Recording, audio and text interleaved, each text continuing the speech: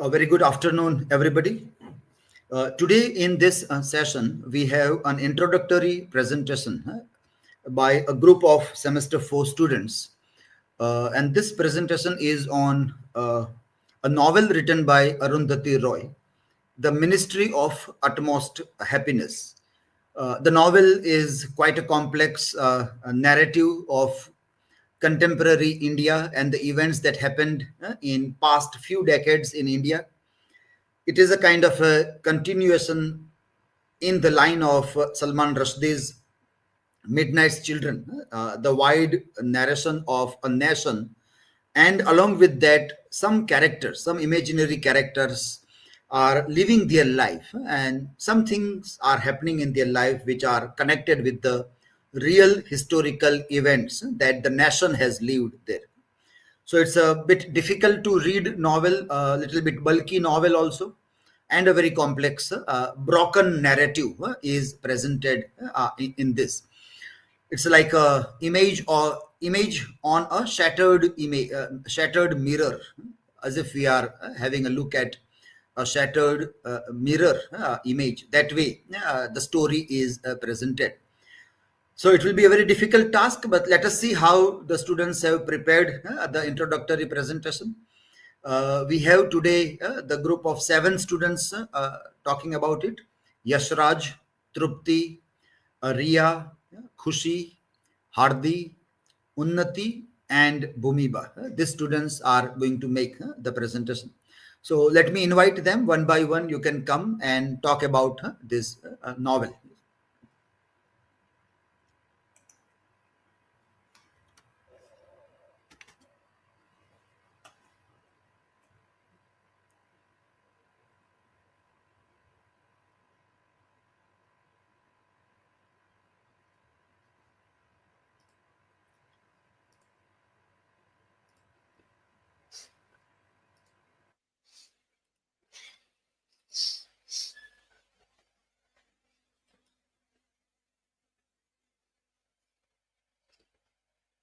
Hello everyone, good afternoon.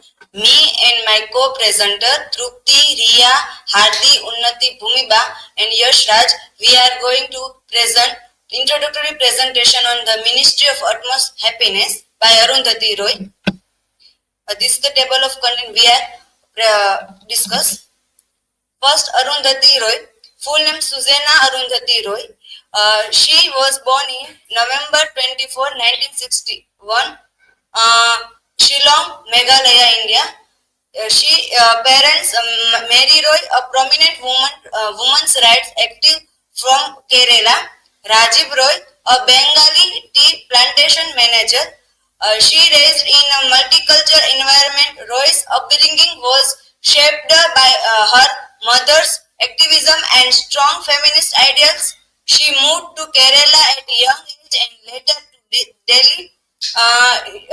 She studied architecture at the Delhi School of Architecture and later worked as a production designer. Early in her career, she worked as a production designer in films and television. Her screenplay, in which Annie gives it those won the National Film Award for the best screenplay. Social causes. She advocates for marginalized groups in India, anti-globalization, environmentalist, human rights activist. Controversy. She faced arrest and contempt charge for criticizing the Supreme Court and corruption charges. Influence. One of India's most renowned contemporary writers and activist, voice for the oppressed. She's first novel, The God of Small Things, 1997, won the Man Booker Prize in 1997. Literally, known for her poetic prose and unconventional narrative style. Political activism. She outspoken critic of India's social injustice, nuclear policy, Kashmir conflict, environmental issue. Major non-fiction work. First, The Cost of Living, published in 1999. Second, The Power Politics, 2001. The Algebra of Infinite Justice, published in 2002. Fourth, Listening to Grasp for. published in 2009.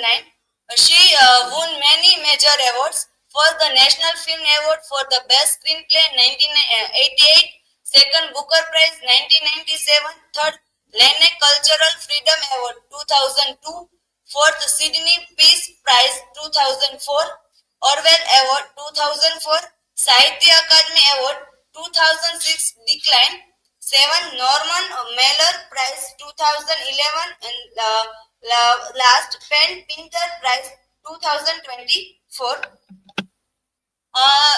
Novel The Ministry of Utmost Happiness. Key fact: full title The Ministry of Utmost Happiness. When written 2002. Novel written in Minnesota. Novel published in 2017.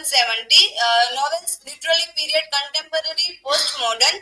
Genre was post-colonial literature, magical realism, political literature, realism. Setting in India. In the novel, climax to see Tilo moves into Jannat house funeral services to raise a baby with the Anjum. The novels in antagonist of the Indian government. In the novel, a point of view of first and third person. The novel historical and cultural context. First, what inspired by the novel? The Ministry of the Utmost Happiness was born out of the Roy's deep engagement with the India's socio-political landscape over 2 decades. The novel reflects her observation on marginalized community, including hijras, transgender individuals, Dalit, Muslim, and the disenfranchised. Roy drew inspiration from the Kashmir conflict, communal rights, and her encounter with the grassroots activists, connection to the historical and social event. First, Kashmir conflict. The novel portrays the decades-long political strife in Kashmir, highlighting the human cost, militarization. Second, communal rights and religious intolerance. References to events like the Gujarat riots underscored the growing secularized violence in India. Caste and gender. Roy's waves of Dalit oppression, gender identity struggle, and the societal exclusion to critique systematic inequality and last cultural significance. The novel celebrates the India's diversity while critique its deep seated inequalities. It redefines the idea of a nation by giving voice to the voiceless and embracing pluralistic identity. My learning outcome is the novel in understanding the marginalized community like Dalit, Muslims, awareness of political and social realities in India. In the novel, through to see the Kashmir conflict in India's how political role, critical examination of identity and belonging, appreciation of narrative innovation, engagement with the themes of resistance and resilience. This is my side. Now continue the presentation. I would like to call Ria.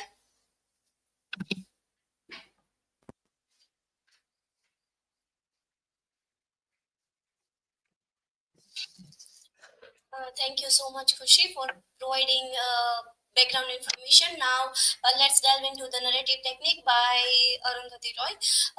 For expressing the rich narrative techniques, Roy herself explained in his personal communication, which is published in 16th of January 2018, that my second novel is like a city. It has a form, and then that form is ambushed, and yet it still has form. It's not an accretion, but it circles around itself. It has structure. It is an Indian city. It has unauthorized colonies, and it has illegal immigrants, and it has two dogs and cows and creatures and pets. It is a porous Indian city which has its own plants. Yes, let's discuss narrative technique then. The fragmented structure and multiplicity. The narrative resembles a city described as having unauthorized colonies and illegal immigrants.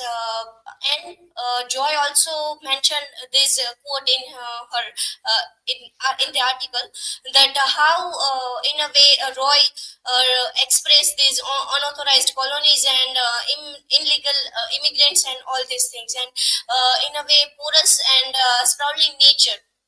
Yes, it shifts between multiple timelines and characters and locations such as Necropolis, Kashmir, and urban Delhi. The story is built as a shattered jigsaw puzzle, which scattered hints and foreshadowing the waves, the narrative threads together, ensuring no question or elements is left under resolved. Yes, multiple narrator and perspective that we also find in the Ministry of Happiness. The novel alternates between third person omniscient narrative and the first person perspective. For example, we can say that first half focuses on Anjum, yes, with the third person narrator, while the second half narrated by Biplav Das, an unreliable narrator, adding the subjectivity and bias. This shifts in narrative voices enhance the exploration of character psyches, and provide a more multi-phased view of events.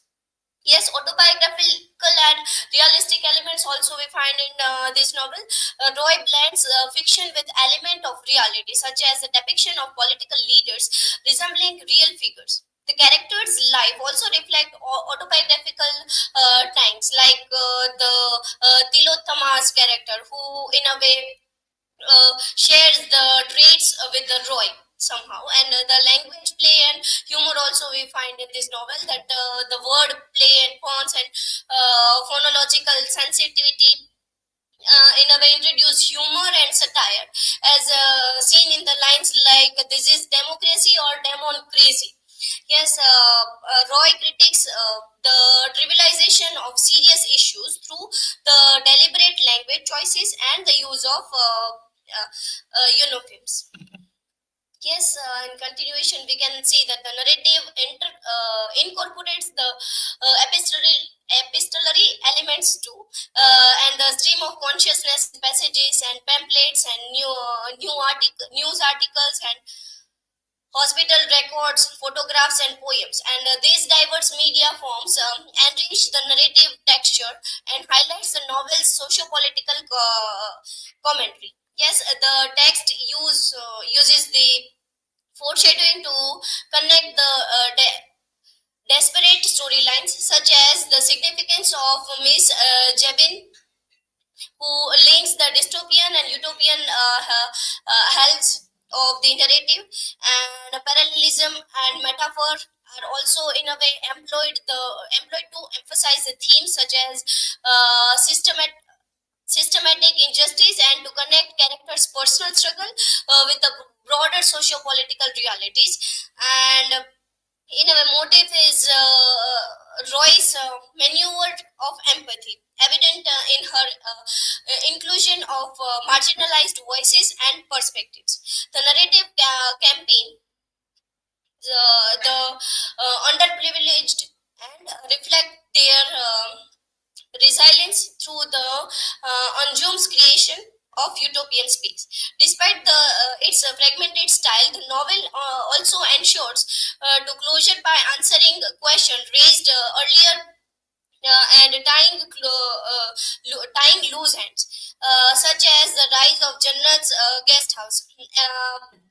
These all the information I've taken from Anne Joy's article, and the article also in a way very well explained the complex narrative technique of Arundhati Roy, that how Arundhati Roy in a way narrates the story, that story within the story, and all these kind of diverse media forms and all these things. But at the end, she in a way wonderfully close all these questions, and we have a conclusion, right, in a very humorous and a very effective ways. So my learning outcome through this is complex narrative structure. Through this, I can understand and appreciating multi perspective, exploring the realism and to biographical elements, examining the language and humor in storytelling, understanding the intertextuality and mixed media, develop the analytical skill to evaluate the complex literary works, and the role of narrative choices and the conveying the socio-political themes, and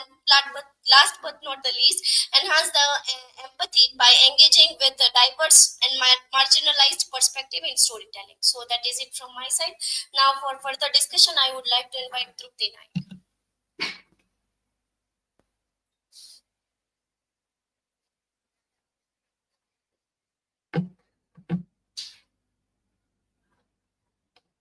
Okay, so I'm dealing with the characters. Characters part one. Khwabga.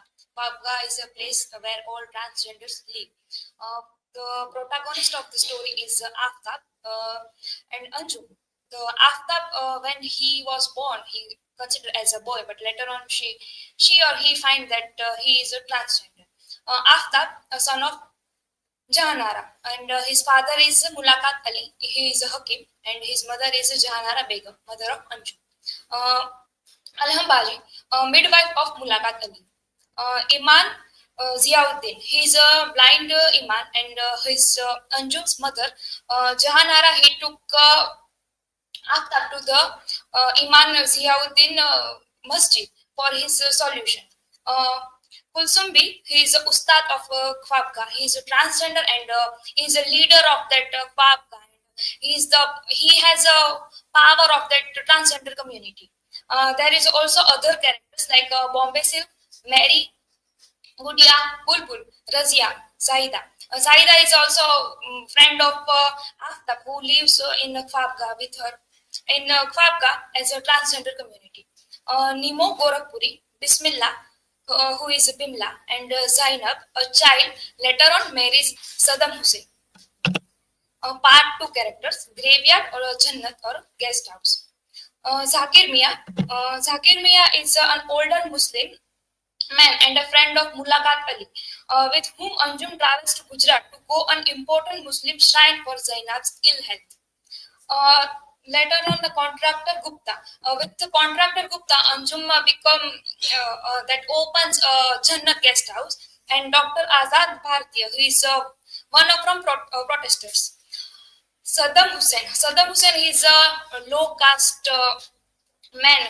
Then later, he is actually a Dayachand and wanted to take a revenge of his father. And he is the first man who is a permanent guest of that Jannat guest house. And he later on, he and Aftab, they later start a business.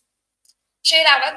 Sherawat is allegedly blamed for murder of Dayachand's father. Part 3, Kashmir and Dandakarani. Biplav Das Gupta. Biplav Das Gupta, he is a Brahmin and then bureaucratic for Indian government, and he is also addicted with alcohol. S. Tilotama, he is a friend of Musa and Nagraj, marries then Biplav. Nagraj Harihara, he is a journalist, and Musa Yeshvi was involved in a terrorist activities. These four characters, Biplav, Chitrarupa, S. Tilotama, and Nagraj, they both were friends in school, and they both are in the same school and college. Then Arifa Yeshvi, he is a wife of Musa. Jabin the first, who died in the novel. Captain Amrik Singh, who is known for his murder and torturing the people, and he killed so many people.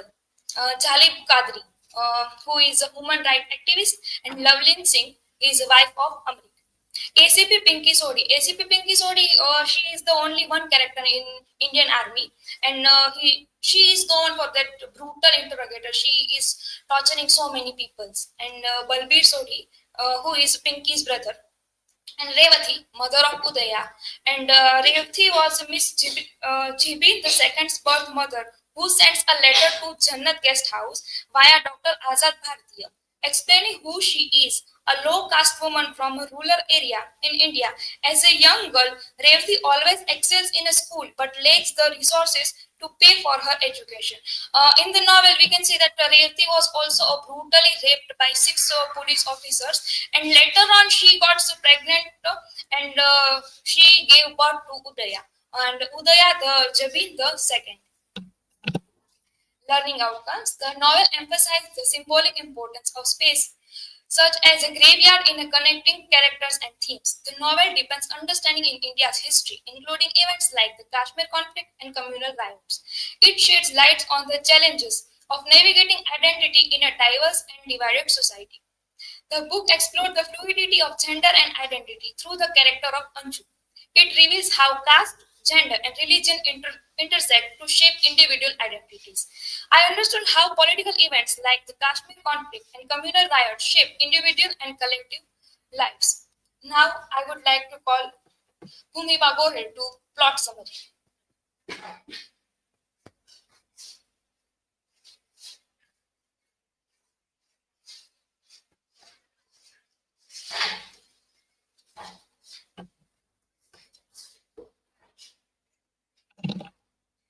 Hello everyone. So let us begin with the story of the novel. Now it is a very complex narrative and there are many stories, many backstories of certain characters. So I'll try my best to explain it. Okay, so we start with the very first chapter.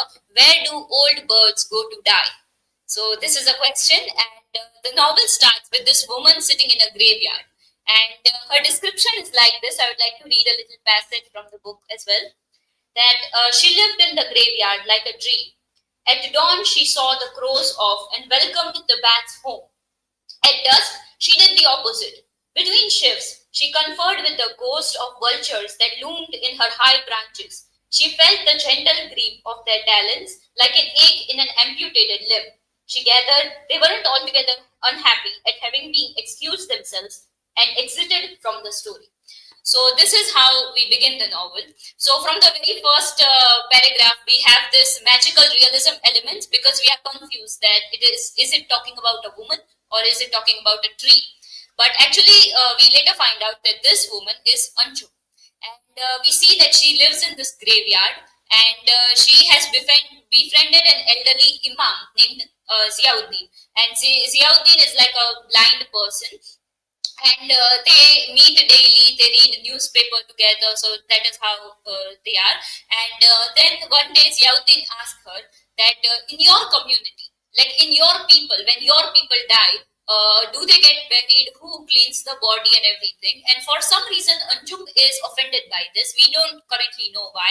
And then she asks Ziauddin that since you don't have eyes, then when somebody mentions colors, what do you see? And so Ziauddin is also offended by this. And here Anjum asks this question that you are an imam. So tell me, where do old birds go to die? And this way, the interaction ends with both of them being offended at each other. But they are good friends and both of them are actually lonely. So Anjum knows that he will come back tomorrow. Now, the second chapter, we are introduced to, the chapter title is Khwabga. And here we are introduced to Jahanara Begum and Mulakat Ali. They have their fourth child and they have like 3 elder daughters. So they have been waiting for a son for a long time. And they had already decided that if they have a son, they will name him Aftab. And when this Aftab is born, he is actually born with both male and female genitals. And when Jahanara Begum finds out about this, she is completely shocked and she does not know what to do. And she has this series of thought that in Urdu language, every word has a gender. And not only people, even non-living things have a gender. But so what would be the words for my son? And then she thinks of 2 words, that is Hijra and Kinder. And then she thinks that these 2 words do not make up an entire language. And can anybody live outside of language? And she's very troubled by all of this. And then she visits the Dargah of Hazrat Sarmad Saeed. And here we take a break from this and find out about the story of Hazrat Sarmad. So he is basically he was a follower of Islam, but he used to say that I have not yet discovered Allah. So I would not say like all the prayers in vain. So he was the symbol of finding spirituality and everything. And he was presented in the court of Aurangzeb, and King Aurangzeb actually executed him because he was not able to recite a specific prayer from Islam. And after the story, we see that Aftab is growing up, and there is this identity struggle. And then he one day sees a woman walking past his house, and he sees that he's not actually a woman; it is a transgender person, and they live at this place called Khwabga. So Aftab really romanticizes this place, and he believes that there are two different worlds. One is dunya, or the reality in which he lives, and another one is the Khwabga, where these transgender people live, and he believes that everyone in Khwabga is happy. So one day, he became familiar there, then he was a friend with Mimu. So as he was talking to Mimu, he says that everybody is happy here. So Nimu tells him that for other people, everything they hate, all of their problems are outside of them. If they are in bad marriages or they are suffering from poverty, everything is outside of them. But actually for us, Indo-Pakistan war is inside of them. So they said that our struggles come from the inside. So they are not actually happy at Khwabga. And at first, Aftab does not understand this, but later as he grows up, he understands this, and then he leaves his family and shifts into Khwabga. Here, after some time, he finds a baby abandoned somewhere, so he adopts it, and the baby becomes Zainab, and Aftab becomes Anjum. And Anjum always had this desire to become a mother, so that is why she adopts the baby. And one time, what happened was that Zainab was very sick, and so there is this another new person added, that's Saeed, and Anjum does not like Saeed. So she says that Saeed has put in a curse on my child, and that is why she's sick. And then sometime later, they find out about the 9/11 attacks in America. And here also, Anjum blames Saeed that she has put this curse on my child, as well as it has affected the entire world. But there is also the political inclinations of this, and the novel talks about how the poet prime minister of that time, and how he talked about this 9/11 attacks, how he reacted to it. And then we see that because Zainab is very ill, Anjum decides to travel to Ajmer Sharif with a friend called Zakir Mia. So Zakir Mia is like an old man, and so they decide to go take a detour and go through Ahmedabad. And here they are caught between the Godhra Kand of 2002. And in this, they are caught, and we see that Zakir Mia is killed, and so he is dead, and they do not kill Anjum because they believe that killing Hijras bring bad luck. So there is a explicit detail about how this Godhra Kand was going on. There is also the mention of the chief minister of Gujarat at the time, who is called Gujarat Ka Lalla, that he is Gujarat's beloved, and he had like cold eyes and a vermilion forehead, and in all the speeches he brings out the hate for the Muslim community. Then after this, so Zakir Mia's son goes on to find both Anjum and Zakir Mia.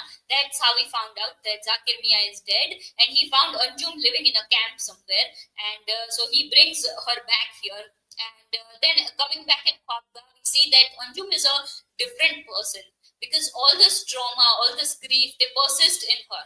And at first, Anjum used to do this, that she really enjoyed dressing up like a woman. But now she started dressing up in boys' clothes as well, because she thought that it is safer.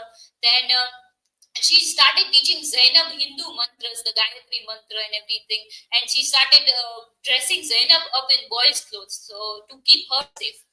And then she is met with resistance at the Khwabga, because in her absence we see that Zainab has started calling Saeed mummy, and this really hurts Anjum. And another thing is that because Anjum is dressing Zainab up in boys' clothes, then people are saying that in Khwabga you are free to make your own choices, so you cannot force Zainab to dress like this. So because of that, then after meeting such resistance, and because of all the trauma, Anjum decides to shift to the graveyard. Here also, she is met with many resistance. Many police officers come, and they try to tell her that this is not your land. Why are you living here?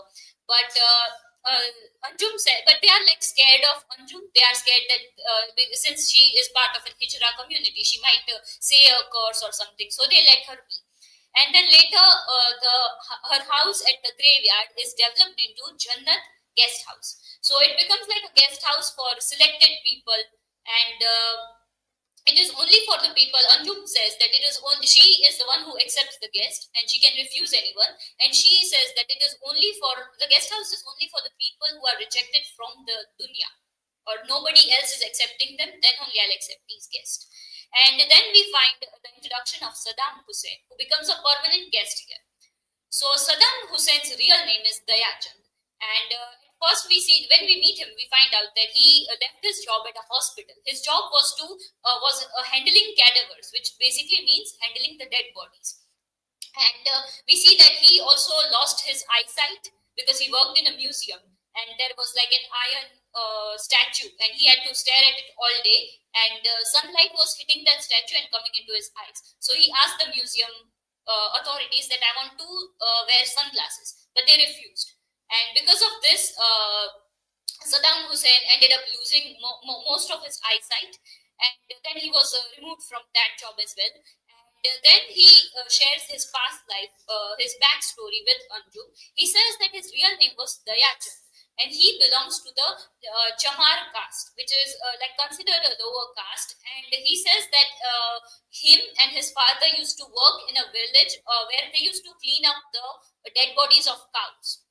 And what happened was that the police officer, they used to give him bribe like every time. So he asked for more money, and his father could not pay. So he started this rumor that they have actually killed the cow.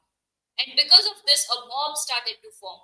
And in that mob, Saddam Hussein got scared. Dayachand got scared, and he hid in the mob. But his father was beaten to death. And this is something that really hurt him and changed him. And after that, he saw the Saddam Hussein's execution by America, the real Saddam Hussein's, and from that he found him inspiring, and he found this desire for revenge, and he changed his own name to Saddam Hussein. And then the chapter ends with both of them saying that they live together, and we see that they are waiting. Anjum waited to die, and Saddam waited to kill. So there is this. The chapter ends with both of them coexisting. And we also see that at this guest house, there is Anjum's growing political interest because she keeps the TV on all the time. So she has strong political opinions as well. And she shares the current scenario of India at that time, that the poet prime minister was voted out. And in his stead, he had a Sikh economist prime minister. And at first, Anjum thought that he is a very resilient person. He's like a silent force. But later, she accepts that maybe he is just a puppet. And they also mentioned that Gujarat Kalala keeps on winning elections after election in Gujarat. And and after this, Saddam also starts funeral services at Jannat guest house. So the name changes from Jannat guest house and funeral services. In chapter number 3, the nativity, we see the protest happening at Jantar Mantar. So the chapter starts with the arrival of international companies in India and how they changed the global scenario. And we see there was a mass removal of slums from the city. Here it means actually Delhi. That Supreme Court judge said that now those people who cannot live in the city should not live here. And so there was a slum removal. And there was protest in Jantar Mantar. There were multiple protests actually. There was protest against corruption done by a fat old Gandhian fellow, and he's on a hunger strike against corruption. Then there are Manipur nationalists protesting armed forces and special powers act. So at that time, Manipur had this Armed Forces Special Powers Act, which basically means that the army was allowed to shoot people at suspicion. So many innocents were dying because of this. So there was protest of that. Refugees from Tibet were also advocating for their country's liberation. And there was protest of Association of Mothers, which is basically that the people who were missing in Kashmiri conflict, their mothers were also protesting. But we see that media coverage is not given to everyone equally. So the protest against the corruption that is done by this old Gandhian fellow, it is very much popular, and we see that all the political parties are backing that protest, but nobody is paying much attention to these other protests, which are also very real issues. And so here we see how political media also gets. And Anjum decides to go and join these protests. She wants to see, then she brings along Saddam, Nimu, then Ustad Hamid, who is actually the singing teacher of Anjum, and Ishrat and everybody. So she says that let us go, we'll learn something. And here she finds a baby, and here we find first the appearance of a baby who is the color of the night and does not cry. And we see that the appearance of this baby is like that. So there is not birth, it is shown like an appearance. So it was not on the footpath like a few minutes ago, and after that it was there.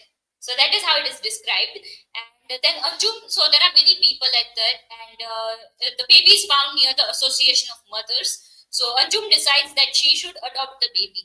But as she goes, she meets resistance from Mr. Agrawal, who is an upcoming political leader. So he sees this as an opportunity to grow his own following. So he decides. So he says that no, you are not allowed to do this. And so there is like a fight kind of breaks out. But Anjum is very good at speaking. So she is not. She does not let Mr. Agrawal win, but then there is arrival of police, and they arrest both Anjum and Ustad Hamid. And in all of this, the baby disappears somewhere. And this is how this chapter ends. Now we see a chapter on Dr. Azad Bhartiya. Now this guy was also protesting at Jantar Mantar. He was protesting from the last 12 years. He was on a hunger protest, and so he used to eat only the minimum amount that he needed for sustenance, and he used to publish many papers on different things he used to protest on. And we see a little bit of his backstory as well, that his original name was not this, but he kept this name like Azad Bhartiya. And he says that in Azad Bhartiya you would see in a car or in their home, in the luxury of their home, in shopping mall somewhere, but instead they are doing hunger strikes here. So it was a very symbolic meaning. And Dr. Azad Bhartiya is also very educated as well. He has like a BA in history, he has 2 master's degree, and a PhD is pending. So there he is waiting, and he is the last person who saw the missing baby. And so police come and interrogate him that where is the baby, and he says that yes, the baby who had 3 mothers. And so he does not give them like a proper place of where the baby is. Even police also hit him, but he does not give his name. Then another chapter begins, the slow goose chase. Now I would like to remind you guys about the phrase the wild goose chase, which basically means that running after something very futile, and if you are doing a wild goose chase, then you don't get anything. So we see the slow goose chase, which is Saddam and Ishra, and they follow an auto rickshaw. And at first, this is a mystery of what are they following. And this chase takes them around Delhi. And here we see the class differences in that time. So they observe that they start from this Jantar Mantar and they go to a very rich area. And they say that here people, they have cars for their dogs and gardens for their cars. So they see, and where they came from in the hospital, they don't even have enough room for people, patients, serious patients. And here people are living in such luxury. So we see the class difference. And after this goose chase ends, we find the introduction of Tilotama. Now she is a very mysterious character, and we only see that she goes out from the auto rickshaw, and we see that she has a baby. So there is the speculation that the disappeared baby is with her. Now there is another very short chapter called Some Questions for Later, which basically puts some question that the baby seal, will it remember its past? Will it remember the forest in which it was born? Will it remember its mothers? Or will all of this memories wipe out? So this is a small question. Then we begin our chapter on the landlord. Now this is the first chapter that is done in first person narration, and we find out later that the narration is by Biplab Das Gupta. he is like a bureaucrat in Indian government, and he is the landlord of the tenant. So the Tilottama was living on the second floor, and then that entire building is owned by Biplab. And Biplab goes into a flashback and tells us about how he first met Tilottama.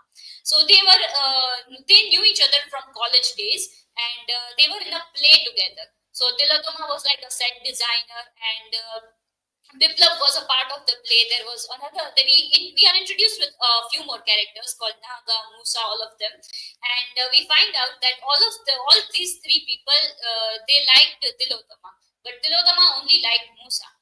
And we later see that Musa was originally from Kashmir, and then after their college ends, their relationship breaks up. And when Biplab sees Tilottama again, he finds out that she has married Naga, who is working as a journalist in Kashmir. So, but Naga is actually not a very faithful journalist. He's working from the side of these, but he's actually secretly employed by the government. Biplab, so we see the flashback on how Biplab again meets Tilottama. So we started that he's a bureaucrat. So he gets this message from Major Amrik Singh. And Major Amrik Singh gives him this message that he has in his custody the Tilottama. So Biplab saves her, and he sends Naga to save her actually. And then he thinks that, and after some time they get married. So it is like a bittersweet thing for Biplab, and he thinks that he's responsible for this marriage. And then 4 years later, Tilottama comes to his door, and she has divorced Naga, and she says that Naga wants to rent an apartment. So that is how we meet. Then in the present moment, Biplab is going through Tilottama's things, and she has like many documents. So he's checking out that what they are. And they are very strange documents. They are stories of people from Kashmir. And there is also the story of Major Amrik Singh. Now, he was a very violent police officer, and there were these rumors that after he killed somebody, and Major Amrik Singh was saying that he didn't kill somebody, he was framed. And then he fled the country along with his family. And later they find out that Amrik Singh had committed suicide. So this was very shocking for the people who actually knew Amrik Singh, because he was a very violent man and they could not understand why he committed suicide. But these were the documents with Tilottama. And then as he was going through this, Anjum and Saddam come to the apartment, and they say that we are here to collect Tilottama's things, and if you have any message, tell us. So Biplab does send a message, but Tilottama does not reply, and that is how that chapter ends. And we meet this character of Biplab. So even his name is very interesting, that he is actually a very calm person. But Biplab means revolution, and at first he was very agitated by this name. He wanted to change it. But later he started accepting it, and as he was working in the Indian government, he called it like symbolic that there is revolution inside the Indian government. Then we begin the chapter, The Tenant. And here we see that Tilottama had like kidnapped a child, which is the same child she found on the footpath that Anjum wanted to adopt. And she has named this child Miss Jabin. And it's actually Miss Jabin the second. So there is also the mystery of who is Miss Jabin the first. And here we see that after the divorce, at first Naga is completely disoriented. He does not know why Tilottama is divorcing him. Then he goes through several documents, and he finds documents of Tilottama's mother's illness. He also thinks that her mother has recently died. So they were not really close at that time. But he thinks that maybe because of that, she's divorcing me. So her mother had like a mental problem, so she was in an asylum, and Tilottama used to go there daily and write all the ramblings of her mother. So this is how, so she has like this entire document on her mother's illness, and we come to know about that also. Here we see the parallels between Tilottama and the author Arundhati Roy herself, because her mother is also like a Christian person and like a single mother and from Kerala. And both Arundhati Roy also studied architecture. Tilottama also studied architecture in college days. Later we see that Tilottama takes that baby, but she does not know what to do with her. So then Dr. Azad, who we saw protesting earlier, he advises Tilotama that you should do a thing, you should give this to Jannat guest house. You should take that and give this baby to Anju. She will take care of it. And then we find out a little story of Musa. We are not sure what happened, but there is the story of how he lost his family. And we find out that actually the name Miss Jabin was originally, Miss Jabin the first is actually the name of Musa's daughter. And then Tilotama goes to Jannat house, guest house with the baby. Then we find out the untimely death of Miss Jabin the first. This is the chapter's name, and here we find detailed account of what happened. So Musa was living in the Kashmir with his wife Arifa and their little daughter Miss Jabin. And at one time there was like a funeral of somebody. One of the protesters died, and there was their funeral. And Arifa really wanted to attend this, but she does not want to put baby on the risk. So she does this thing that she is on the balcony with her child, and out of nowhere, something starts like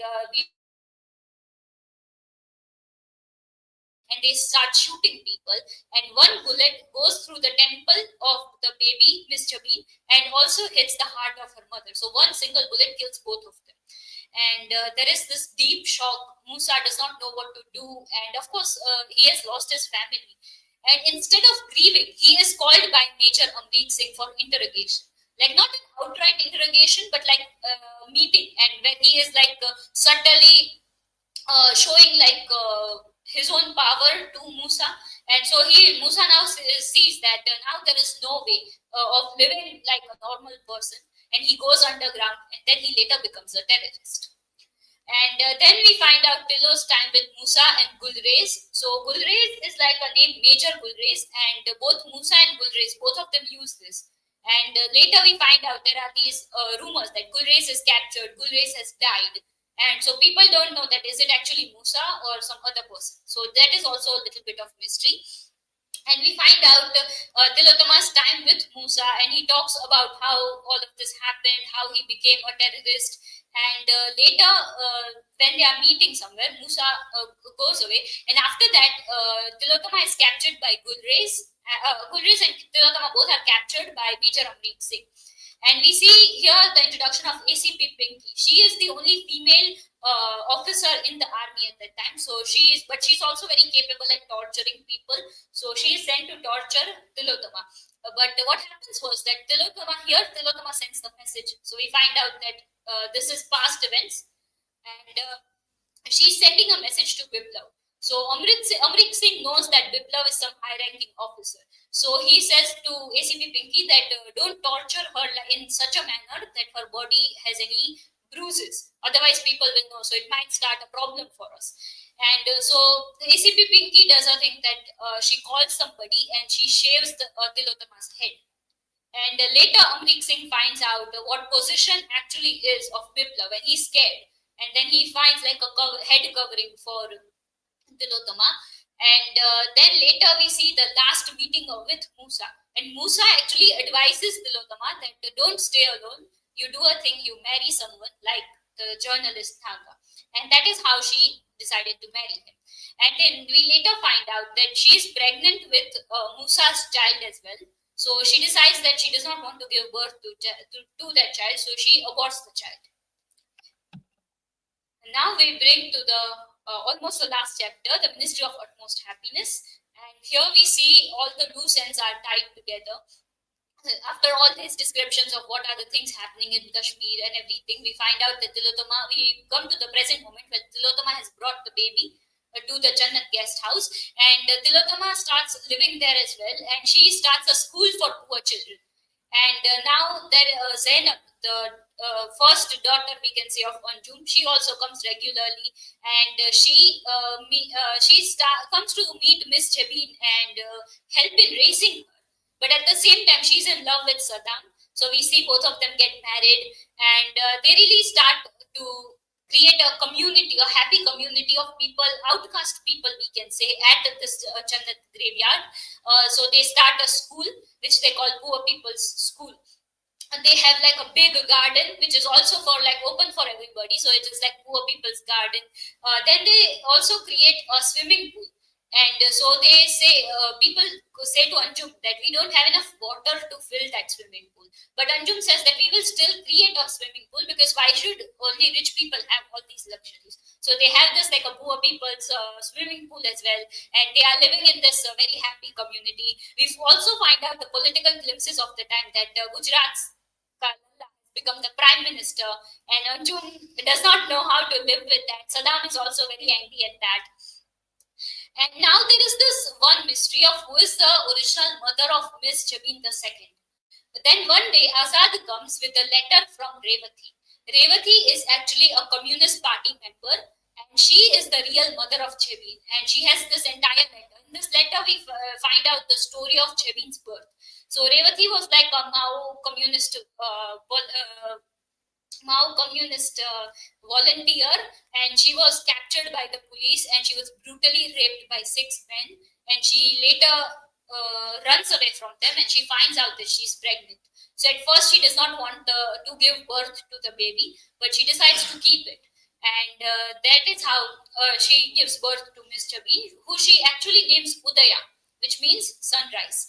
And after giving birth to the baby, she does not have enough resources or anything to raise the baby herself. So she does this thing that she goes to Jantar Mantar, and she sees that there are many people, good people. So like Azad, there are many mothers association we earlier talked about. So she leaves the baby at Jantar Mantar, and she hopes that maybe some good people will adopt her. And later she writes this letter, and she says that as you will find this letter, by that time I will be dead. And so that is the story of Jabin, and then she changes her name to Miss Udaya Jabin. After that, we find another Biplav's perspective chapter, the landlord. So Biplav is again reading the old documents, and now Biplav has changed his views on Kashmir. Till now, he was thinking that all of this was like he thought that it was equal and opposite kind reaction kind of a thing. Now he supports the people of Kashmir, and here, as he was going through this, unexpectedly Musa enters, and Biplav is very eager to tell him that I have changed my views about Kashmir, and he tells him about this change and everything. And then he asks that what happened to Major Amrit Singh? Did he actually commit suicide? So then Musa talks about this, that yes, Major Amrit Singh was very much guilt-ridden. He had killed many people, many innocent people as well. Yes, he had tortured many people, and because of that, he was like a guilt-ridden, and he started to self-destruct. So that is how we see that he actually committed suicide. And that brings us to the last chapter, which is Gui Kyom. We see that Musa is meeting Dilo at Jannat, and they are spending some time together. And this is actually their last meeting, because after this, Musa says that now I'm going back to Kashmir, and now I will not return. So as they were spending their last moments together, Tilotama shows this poem. Here you can see the image attached. So it is written like this, and it says that how to tell a shattered story by slowly becoming everybody. No, by slowly becoming everything. So this actually encapsulates the entire novel, that what happens, like it is like a shattered story. There are many perspectives, many backstories to understand, and how do we tell this story? So like by slowly becoming everything. And here we after reading this poem, we understand why the narrative technique is done in such a way. And the last part, I would actually like to read that as well. So it says, by the time they got back, the lights were all out and everybody was asleep. Everybody, that is except for Gyuikyom, the dung beetle. So Gyuikyom is actually a dung beetle, and we see that he was wide awake and on duty. He had a duty as well. He was lying on his back with his legs in the air to save the world in case the heavens fell. So the dung beetle was lying on its back, and it was waiting that in case the skies fall down, I will catch it and I will save the world. But even he knew that things would turn out all right in the end. They would have to, because they had to, because Miss Udaya Jabi had come. So we find out through this, the novel ends, and we see that Miss Udaya Jabi becomes the symbol of hope, and that is how this story ends. So now I'd like to share some learning outcome. So I was very much impressed by the narrative technique of the story and how it is a tapestry of voices created by multiple perspectives and interwoven stories. I have not actually read the entire novel right now. I'm only halfway done. But yes, it is very amazingly written, and the narrative technique is simply to marvel at. And we see the struggles of marginalized community and their struggle for dignity and struggle for being like a normal person. And that is also very well described by Arundhati Roy. And we see it in such a very, you can say, in a deep manner. We also find the commentary on contemporary Indian socio-political issues, and we see what was happening in the political scenario, and all about caste, gender, religious violence, and nationalism. So all of this are also described in this novel, and we see how this novel functions of fiction as a tool to challenge societal injustice. We see how fiction can also make a difference in changing the society. So with that, I would like to invite the next presenter to discuss major themes.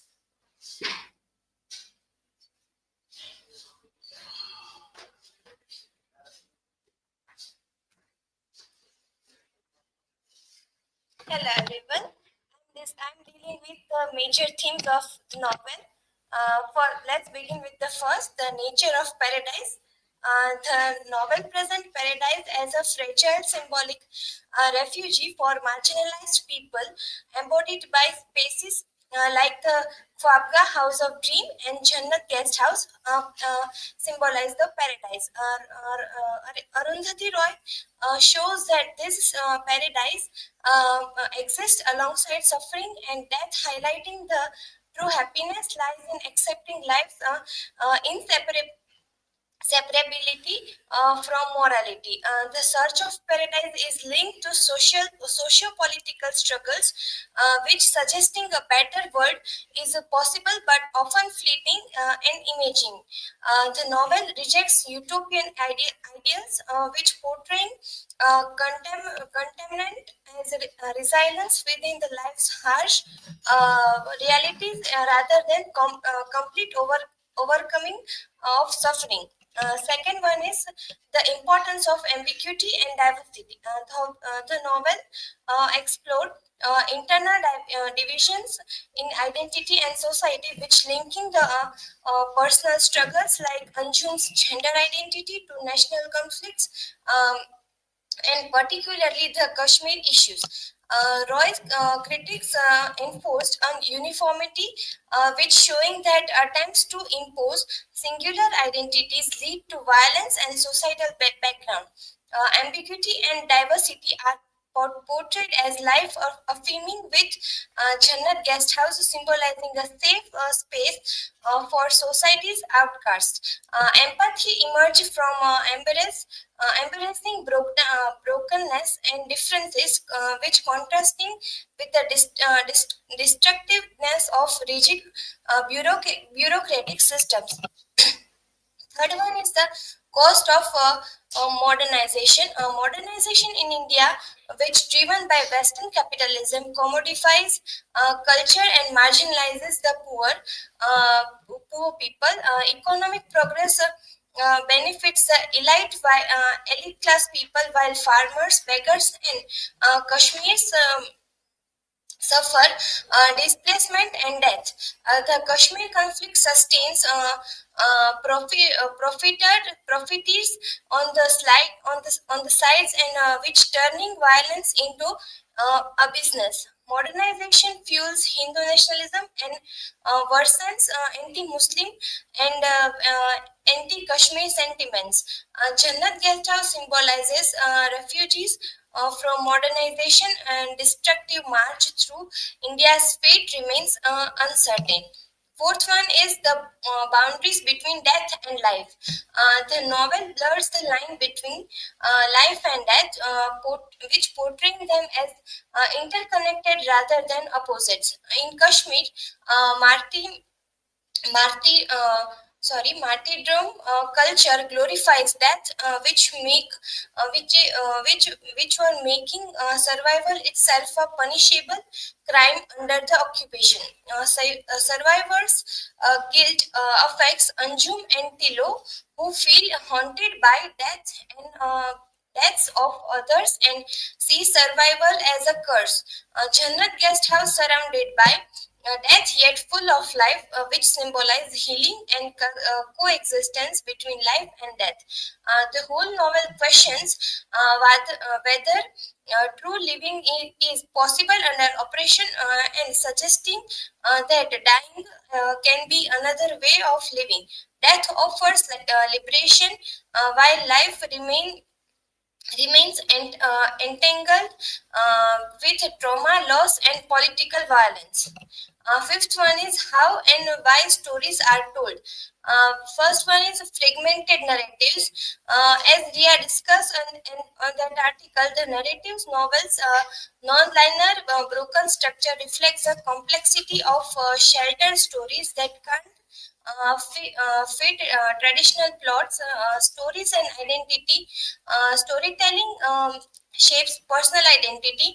The character of Anjum rewrites her story to transform herself, which showing narratives can offer comfort or reshape the lives. Power and control are those who in power manipulate the stories and history of marginalized voices, which turning narratives into tools of oppression.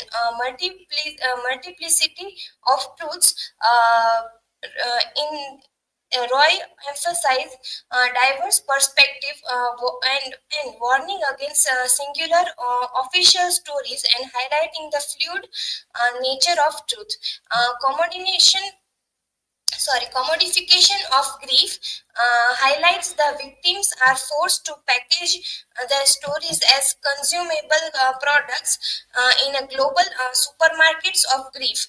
Narratives as resistance highlighted alternative stories challenge which dominant narratives resisting culture and erasure reclaiming agencies.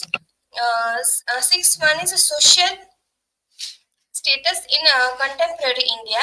The marginalization and identity deals with the knowledge, explores the exclusion of Dalits, Muslim, and Hajiras from mainstream India identity due to caste, religion, and gender. Hindu nationalism and oppression deals with the rise of Hindu nationalism, which deepens the marginalization of non-Hindu communities and the particular Muslims, linking into Kashmiri separationism. Um, Displacement and modernization highlights the economic progress and gentrification displace the poor, rendering them invisible to the government and society. Caste and religious politics highlights the Roy's critics like how caste-based labor and religious biases shape social hierarchies and influence political narratives. Cultural extinction highlights the tension between modernity and tradition, which threatens the cultural identity of marginalized groups like the Hajiras. Dehumanization highlights the political and social rhetoric dehumanizes minorities and treating them as lesser citizen of threats to national unity.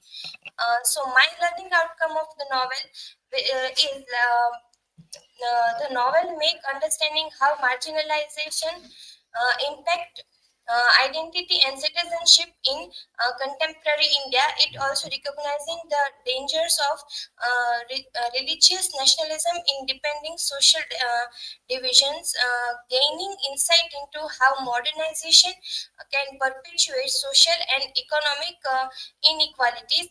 It also realizing the role of caste and gender in sustaining oppression in society. The novel explored the dehumanization of minorities through the political and social exclusion. Novel also reflecting on the cultural loss and faced by marginalized communities in the face of progress. Novel also developing empathy for the lived experiences of oppressed and forgotten groups. Now, further presentation, I would like to call Unnati.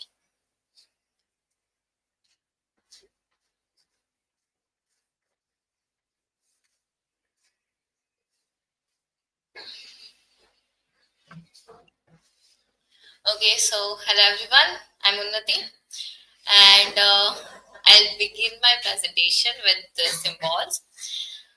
Okay, so the first one is Hazrat Sharmad Shahi, which in which it talk about the background journey and representation of love, where Sharmad's story symbolizes unconditional love that embraces differences, including diversity in religion, sexuality, and belief systems. Another next in that only acceptance and diversity refused to recite kalima, this declaration of Islamic faith, despite being seen as marginal or dangerous by society due to his sexuality and unorthodox beliefs. Sharmad's spirit believed everyone at his shrine, like okay. Core values. Visitors often don't know all the historical details about him. The shrine embodies values like spirituality, simplicity, and love, which stand above rigid societal and religious faiths. The old man baby, in which the old man, which like we can see in old means Anjum as Aftab, old, and baby we can see. Represents old man represents hope and decay simultaneously. Sorry, with his youthful smile, hope on an aging, dying body, decay and downturn. The protest initially unites people from diverse backgrounds, creating hope for a better future. Symbolizes a fleeting vision of utopia, but one tied with wealth and prejudice. The supporters represent the shallow participation of the upper class who enjoy the thrill of protesting without addressing deeper issues. National flags and patriotic songs. The old man's rhetoric begins to appeal to Hindu nationalists who eventually dominate the protests, symbolizing shallow nationalism used as a cover for a lack of meaningful change. The Shiraz cinema, which symbolizes that earlier there used to be a cinema where there were like movies or were shown, which usually shows about the Hinduism, like Hindu and Muslims and Kashmiris are the bad. So later it was converted into military imperialism for the use of that, and India using force to dominate the region. The Allah tigers, which represent religious extremism and the dangers of rigid fundamentalist views. And the interrogation center, after the closure of the Indian army converted the theater into the interrogation center, it became a place of detention and torture for suspected insurgents, a stark symbol of oppression and violence, showing how military control can escalate conflicts. Jannat Guest House and Funeral Parlor. So here we can see that Jannat Guest House, as Bhumi and my above presenters already mentioned about that. So as a symbol of inclusivity and diversity, representing an ideal version of India that values all people. A utopian vision of a spiritual paradise beyond the physical world.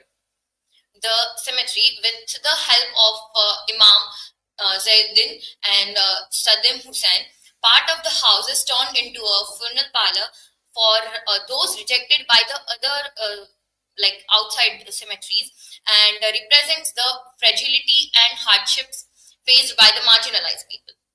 Like bright colors and decorations, the guest house became home to marginalized people like Tilo and Miss Jineb II, representing a safe haven for everyone. Symbolize hope, resilience, and the joy of creating a safe, welcoming space amidst hardship. Now, Dunya and Jannat.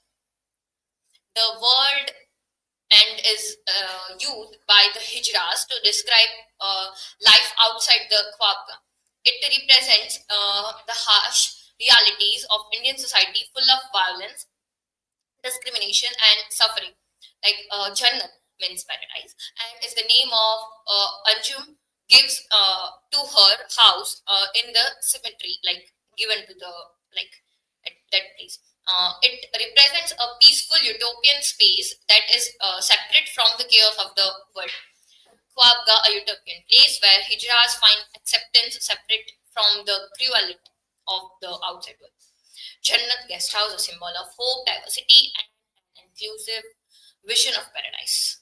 Amrik sings Jannat Express. Here we can see a dark, ironic twist where an officer claims killing militants in his way of sending them to heaven, like is killing and say, like go to Jannat Express type of like a cruel teasing of the idea of paradise, showing how violence can distort even the concept of heaven.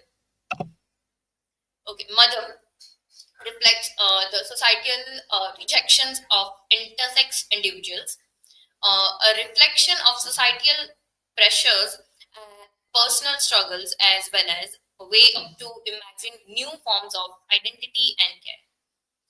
Miss Jineb II, Anjum, and Tilo creates a loving, unconventional family, symbolizing hope for a more inclusive idea of motherhood and identity. Represents hope, healing, and the possibility of redefining motherhood and family. Mother India. Anjum is humiliated during the Gujarat riots, yes, as we discussed that, and made to chant national slogans, showing how Indian identity is imposed on marginalized individuals. Like here, I remember one of the incident, like while scrolling the Instagram only, I saw one old man is like donating food, and he's saying, "Say Jai Shri Ram, then only I'll give you a plate." So there comes a Muslim woman who refused to say, "No, I don't want to say Jai Shri Ram." Then the old man is saying that, "Okay, then I won't give you food." So this is what we can see, that even today also this type of we can see. Anjum's desire for motherhood reflects a longing for belonging and love, as well as the difficulties faced by marginalized people in achieving those dreams. Bodies, refuse, and internal organs. Bodies and waste, like India's caste system makes Dalits. We often see that we see the lower caste, like the Dalits and all, cleaning the like roads and like for the lower things we have made such that this is for the upper class, this is for the lower caste, and such differences. And over here also we can see that Saddam Hussein, a Dalit, and his family faces even more challenges because they dispose of dead cows, which are scared in Hinduism. Internal organs and alienations. Musa, a guerrilla fighter, experiences such trauma that even his internal organs seems disconnected, whispering to each other as if they are separate beings. And this reflects the novel's theme of inner division and learning to live with them both personally and as a society. The vulture. Vulture symbolize marginalized group who are threatened by modernization and social changes in India. Their extinctions foreshadows the struggles faced by other vulnerable groups in the novel, like waste and the dead bodies represent resistance and marginalized lives. Internal organs reflect inner trauma and divisions. Sound and light shadow shows how history is rewritten for political purpose. Vulture symbolizes the vulnerable and their struggle against modernization. Gujarat Ka Lalla. 2002 Gujarat riots. Gujarat Ka Lalla rise is linked to these riots, where widespread anti-Muslim violence occurred. Anjum is traumatized during this event, barely surviving the massacre.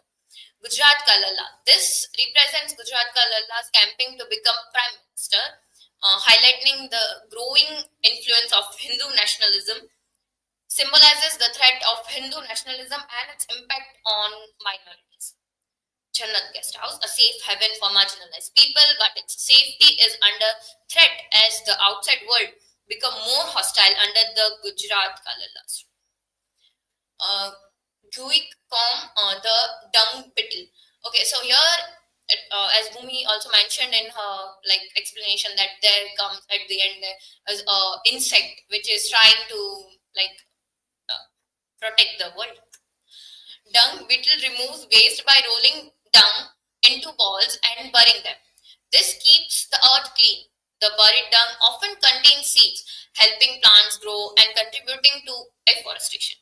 The dung nourishes the soil, improving its fertility and supporting deep-rooted trees. Hope for humanity. The dung beetle, though small, plays a crucial role in maintaining balance in nature. Its effort symbolizes the idea that even the smallest action can have a big impact. Roy uses this tiny insect to remind humanity that we must learn to work together, respect nature, and avoid self-destruction. My learning outcome for you comes again. Utopian and dystopian vision, we can see clearly. Critique of nationalism and militarism, role of marginalized community, human connections with nature, role of trauma and healing, hope for change. Yes. So thank you. This is from my side. I would like to invite Yash Raj for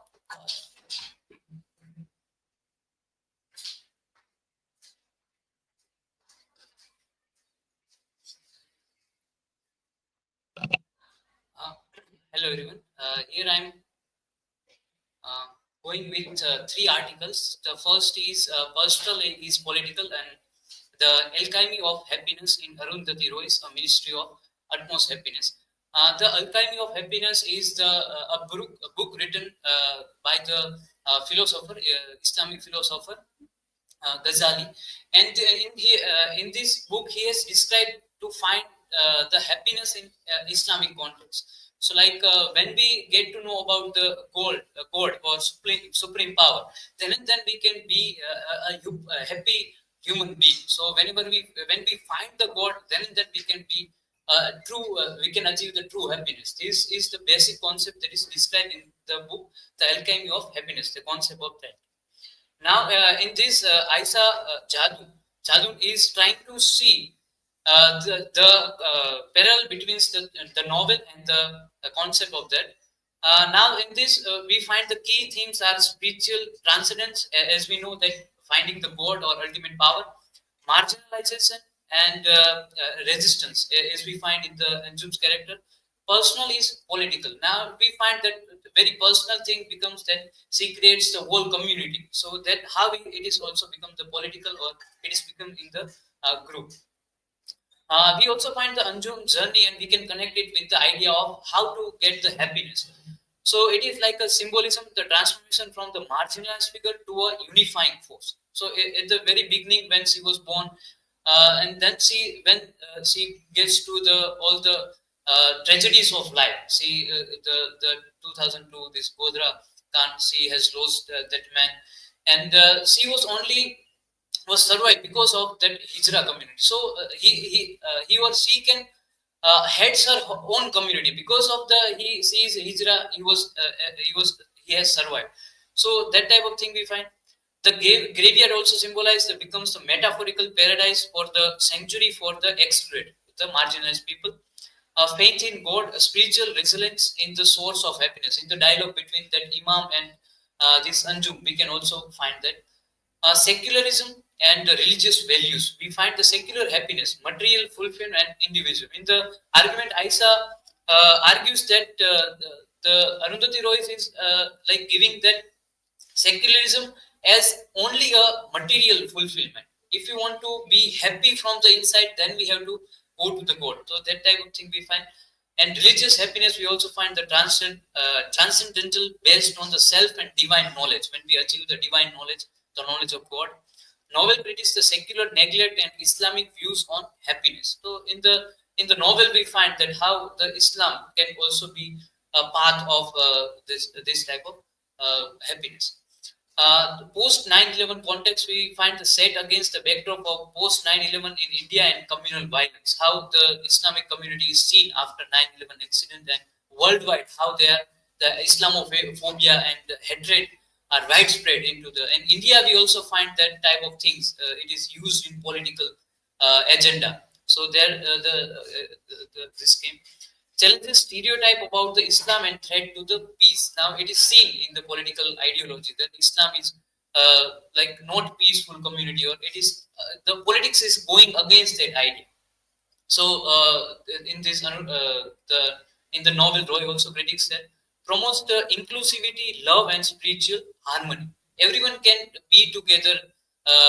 Like it is not like that all the people from the different caste or different religion or even become marginalized. They can't live peacefully. So they can we can see that in Jannat, the graveyard.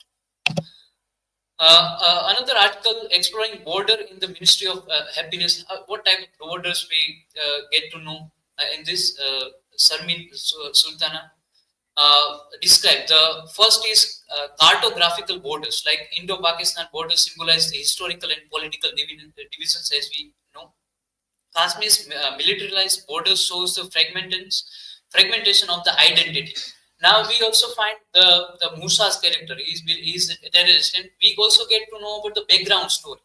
Like firstly, if we see the news reporting or news media, it is only covering the part which is based on the nationalism, which is on the focus is on the nation. So when we get to through this the Kashmir communities and how they also suffered, how the innocent people are also being killed in Kashmir, so that we also get gender borders. We find as Anjum challenges the gender binaries as a hijra, as a transgender society, excludes the non-binary identity, so that gender discrimination and queer theory we can also apply here. Religious borders, we find the Hindu-Muslim tension, the fuel societal device like Godhra Kand incident also came there. Gujarat massacre reflect the religious violence. Caste border, we find that Dayachand faces the caste-based discrimination. So the incident of that the cows, the meat is also being sold and by eaten. That we also find in nowadays also, like becoming more towards saving the cows, and that caste and religion intersects in oppression.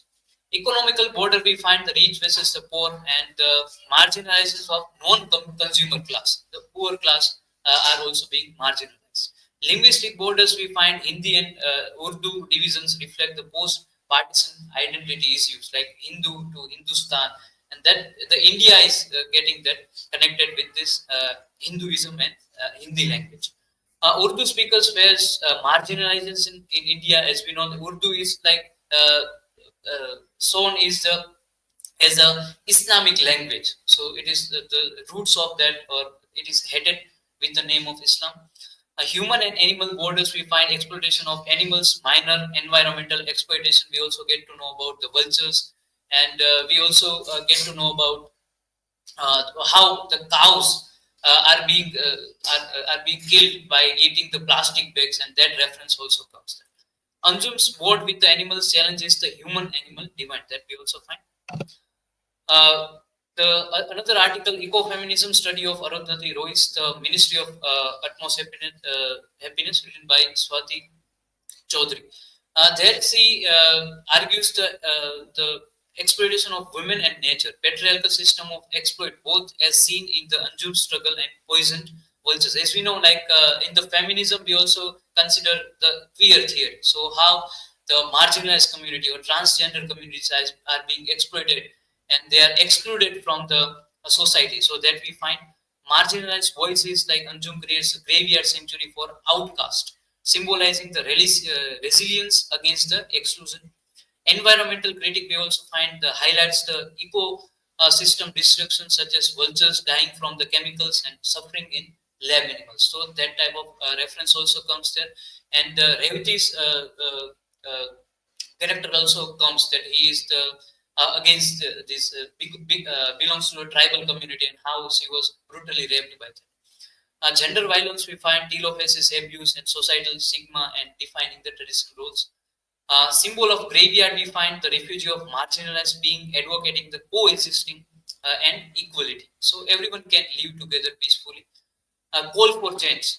At the end, we can say the advocates the dismantling operation for gender and ecological justice, symbolized by the graveyard's transformation into the Jannat. Now, as we know, like graveyard or crematorium, it is considered as something obstacle, that is something is bad.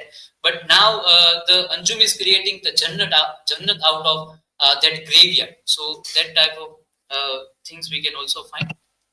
Now, my learning outcome from this novel: first, understanding the mob violence and religious discourse. Now, as we know, like before reading the novel, or like it is in the both side, like from the Hindu perspective or Islamic perspective, it was there that whatever of us, our religion, we get to know about that more.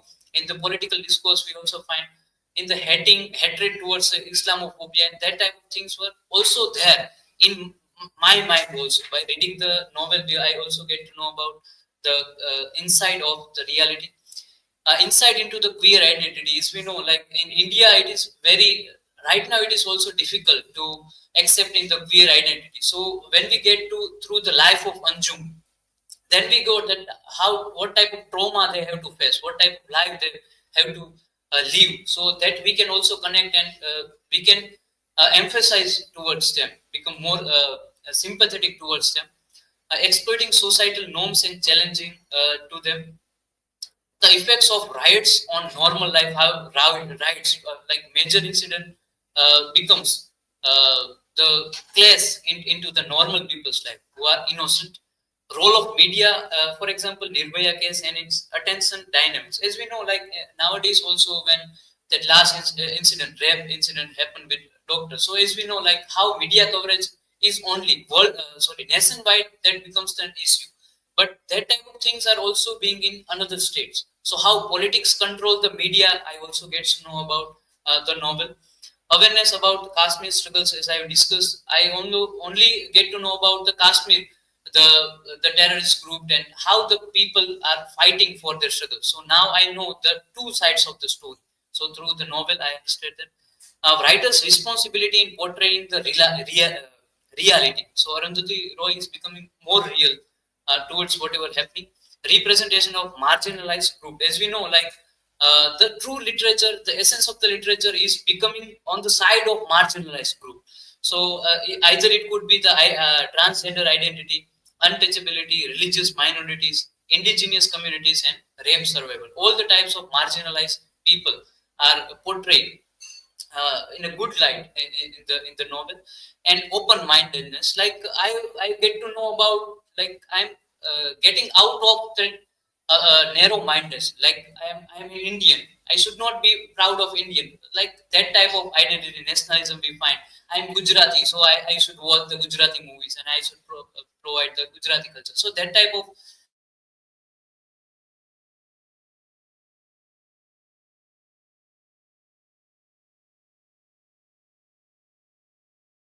thing, these are from our side.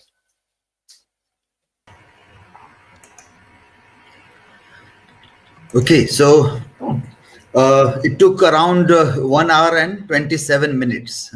So it's a very long presentation that is made. So if we go back to our template, that what we decided, that what way you have to do and what you have done correctly and where you need to improve so that the next groups can work on it. I'm sharing the screen. I hope you are able to see the screen here. So this is our template that we shared. You have given quite well title slide with all the details. Okay. Key facts are also presented very well. Everything about the writer and the text also is very well presented. Author's background also is very well given. All the awards, rewards, and other things are presented. Historical and cultural context also is presented very well. Okay. Plot overview also was given well. It was a very long plot overview. It's a very complex and a long story. But how to be brief, that also is a skill. Presentations, normally we tell that we want to tell lot many things, but how we can make it as brief as possible, and yet convey the major points also. So in the next presentations, also you see the students that how you divide your time in this. Bhumiba presented the plot overview. So it seems you have gone through the videos and the text thoroughly. So once you have read a lot, you want to speak everything, you want to tell everything. At that time, how to control oneself and give out something very significant and make the audience curious to know more, making the audience curious to know more, so that they may come to you later on and ask that, well, what was that? Can you tell me something more about it? So that way you can think of when there is a long plot and a very complex story.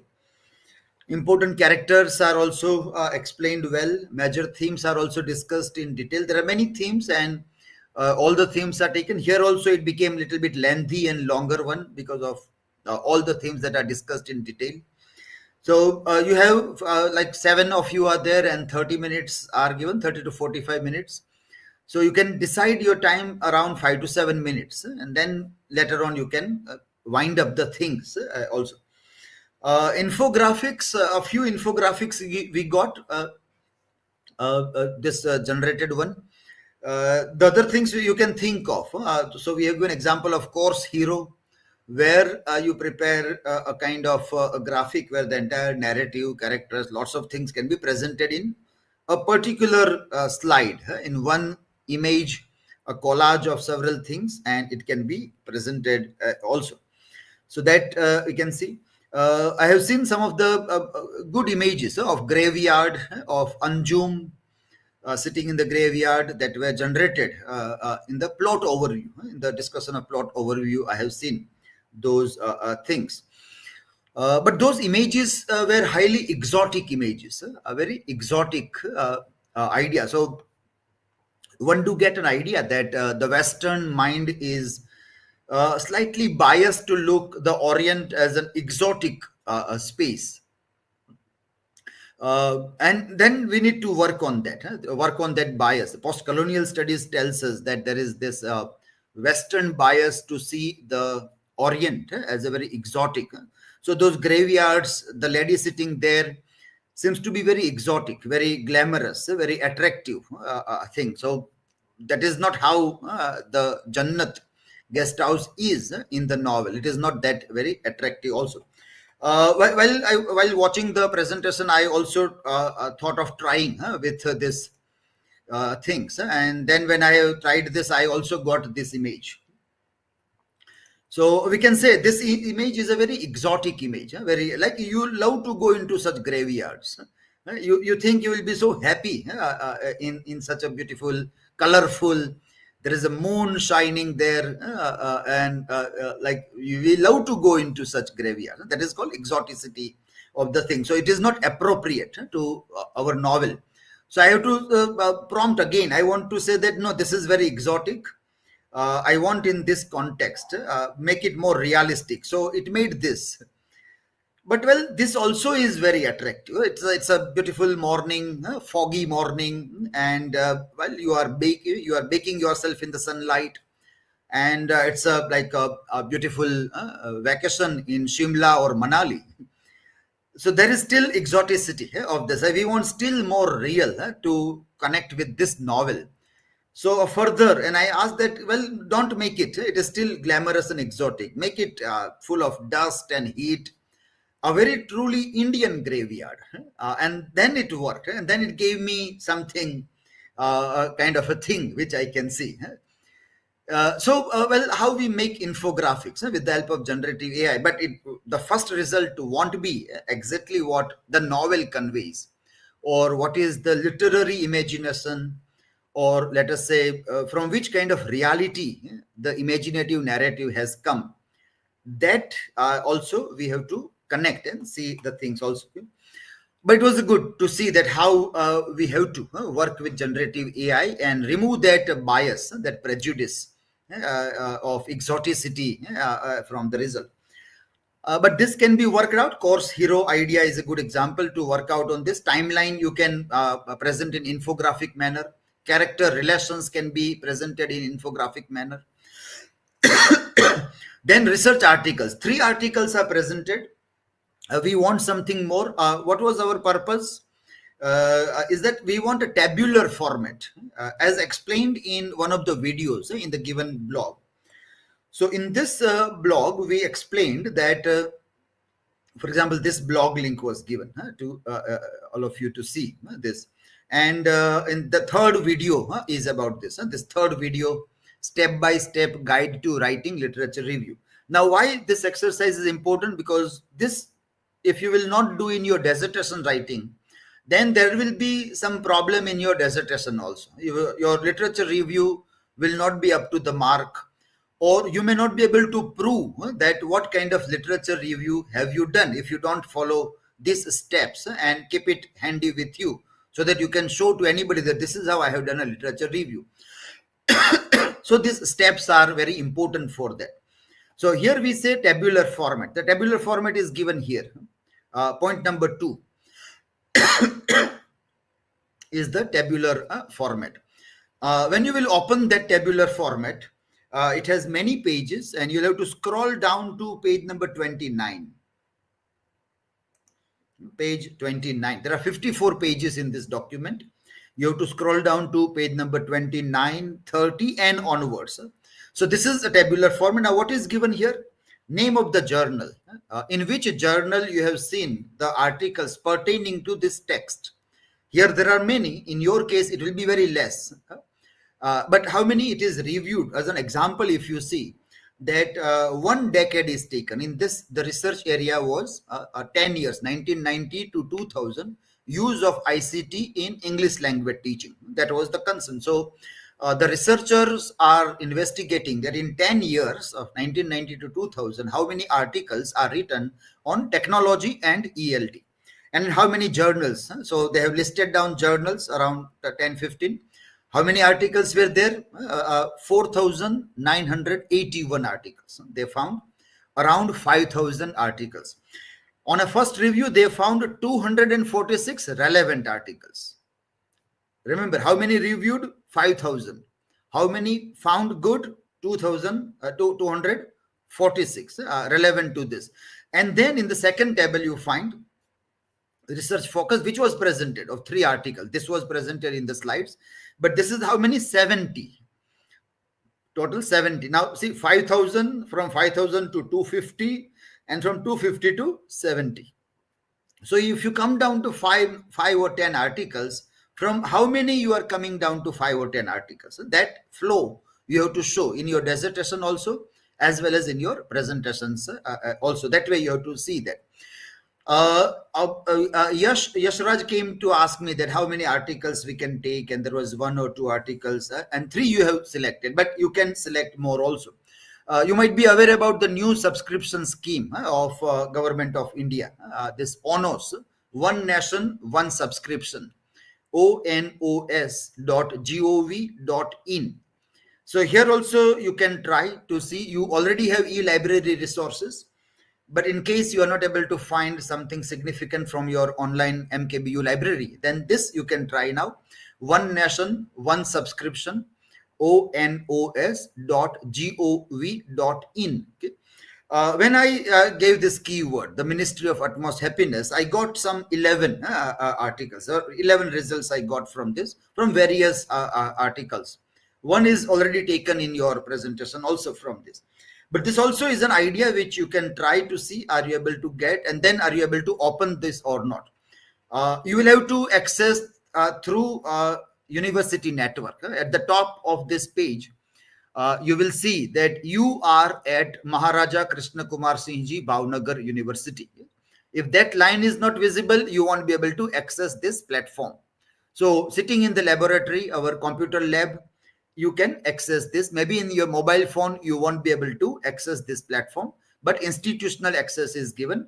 And you can try to see whether you are able to download full text of all full articles might not be available, but still you can use this platform to see how more articles can be explored or can be seen also.